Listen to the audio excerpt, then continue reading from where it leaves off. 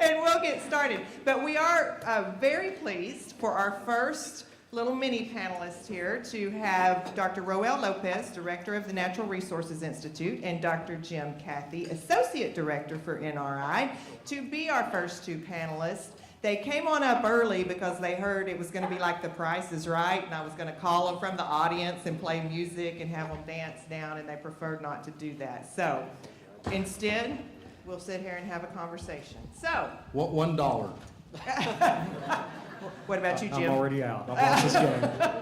Okay, first tell the group about NRI in case they're uninformed. All right, so the Natural Resources Institute was established in 1978, but it really wasn't staffed until 2006 with 5 people.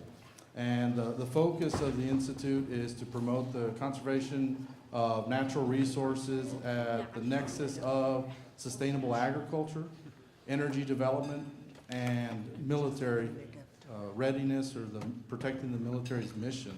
So when you look at the state and the top 3 industries, those are the 3 big producers for the state. And so in a nutshell, NRI's focus is trying to address those natural resource issues that potentially impact those 3 industries. Operationally, we're what they call a soft money institute, so most of our funding is generated from grants. And frankly, that makes us run and operate in a slightly different way, just to be efficient and leverage resources and so forth. So that's kind of our primary focus. Yeah, that's true. The cost recovery model does make us run very lean. We created a strategic plan back in 2012. We visit that strategic plan throughout the year. It's a living document that helps us kind of structure our goals, our objectives, our strategies. And really that's runs across a number of people within our group. And we're comprised of both research and extension personnel, as well as some fantastic business administrators and technical resource people as well. Wow, that's amazing. They wrote that down for real. They wrote that down for me to say at this point. I don't think I said it with enough oomph as they expected. Wow, that is amazing. That's a little better. Thank you. Okay. Okay, most important question. How do you link the 2 agency missions? Well, structurally, we're comprised of teams, and so we have a research and engagement, a policy, a business admin team, and a geospatial team, geospatial data analytics. And it's really that team approach that I think gives us our strength. We don't really make the dichotomy in terms of this is research, this is extension, but rather this is a group of teams that are working to pursue the specific goals and objectives as framed within our strategic plan. Right, so externally, we represent ourselves as AgriLife Research and Extension, and that's how we operate within our group as well. The Institute works on some very thorny issues, and so we want to give you a couple of examples of some of those. Sometimes it deals with threatened and endangered species as it deals with the military, ag, and other industries. And so it wasn't long ago that the U.S. Fish and Wildlife Service was sued by some environmental groups in what we call the mega listings of about 118 potentially threatened and endangered species that we should begin to pay attention to. Currently, that would triple about the number of species that we deal with now that warrant special concern. And the process in which the U.S. Fish and Wildlife Service makes determinations is through a species status assessment. And that's based on the best available science. And so how do we operate in the ag industry and military and other industries with the best available science, particularly if there may not be any on some lesser known species, right? So our scientists work to gather biological information to aid the information, the decision-making processes, and influence the policies associated with threatened and endangered species. So from a process perspective, again, you look at endangered species just as an example and the potential impact that those listings could have on water use, water availability. One of the reasons why, and Jean Marie alluded to this, and having a freshwater mussel focus, 12 of those 118 are freshwater mussels. And so that potentially could regulate the amount of water that we use in our cities, in our agricultural operations and so forth.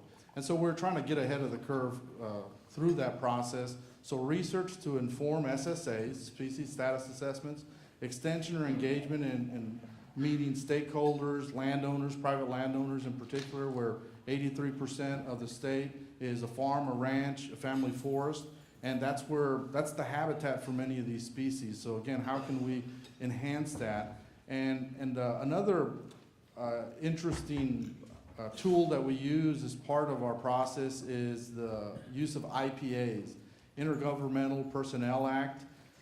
It's an act that allows a university, a state agency to, in essence, put people on loan to a federal agency. And so we've used IPAs now for about 10 years, and really from an investment perspective, it's a very low-cost investment on our part to basically embed people within these federal agencies. Jean Marie's presentation was great at the Dallas Center, and one of the things she didn't mention was we actually have an IPA with U.S. Fish and Wildlife. So these species status assessments, we've got a person at the Dallas Center that's actually a Fish and Wildlife employee that's reviewing currently about 50 or so IPAs or SSAs. And there's now a team within NRI that's there that's also supporting that group. So this last year, about $500,000 in funding from the Fish and Wildlife to assist with their review and decision making. So kind of going ahead. Forward thinking, for sure. That's what they told me to say. Yeah. That's what they wrote down. But you should have said it something like, wow, forward thinking for sure. For sure, Yeah, there you go. forward thinking. That's Last question, because we're going to run out of time. All right. This is a great question, too. Thanks for thinking of it. How do you leverage research and extension efforts? So I think we've alluded to a little of that already. I mean, from our perspective, we don't make the distinction, but rather we form teams that attack or address thorny issues. That's in essence our bumper sticker, if you will, in our pursuit of projects and programs. And so that, I think, has served us pretty well. You know, one of the areas that we work quite a bit in is with land trends, looking at the changes in rural lands across the state. And we're doing 3 projects right now, one with wind energy and the military statewide, another with rural land communities, and yet another that looks at changes in landowner demographics. And so it's not only doing research in those areas, but then taking that research and leveraging and amplifying our voice, if you will. So Jim could tell us a little bit about that. Right. So this past year, our research people and our extension folks, they did 74 programs that reached nearly 10,000 people, and that's fantastic. But we really try to increase our bandwidth. If we produce something once, we want at least 7 benefits from that action. And so we tried to create on-demand resources. Our social media, our micro videos have been very successful this year, 30-second videos to tell about quail habitat and needs, reached over 40,000 people. We've created a new wild pig website this past year, and through our social media, our news that we do, a radio interview that we did with partners with Texas Farm Bureau, our own agency folks, Sylvia Ware's a great colleague, and put out our information. By that multi-stage rocket, we reached over 230,000 people. We had about 38,000 engagements as likes, shares, or comments. What that did is it populated a map, an online reporting tool where people gave us information about where they see wild pigs, and we can think about a heat map of where you would target your abatement efforts if you were going to reduce wild pig numbers. And so that's just been a fantastic resource. We appreciate the folks who have helped tell our story with NRI and get the information where it needs to go to, in this case, work against wild pigs. That's it. You waiting on me? Best thing since canned peaches. Man. Okay, in all seriousness, and they did have that down for me to say as well. You guys are awesome. They seamlessly integrate research and extension. They work together for the betterment of Texas, and the agencies benefit because of that too. And it's a real success story we have with NRI for how the missions are married, and we appreciate all that you do. Thank you. All right.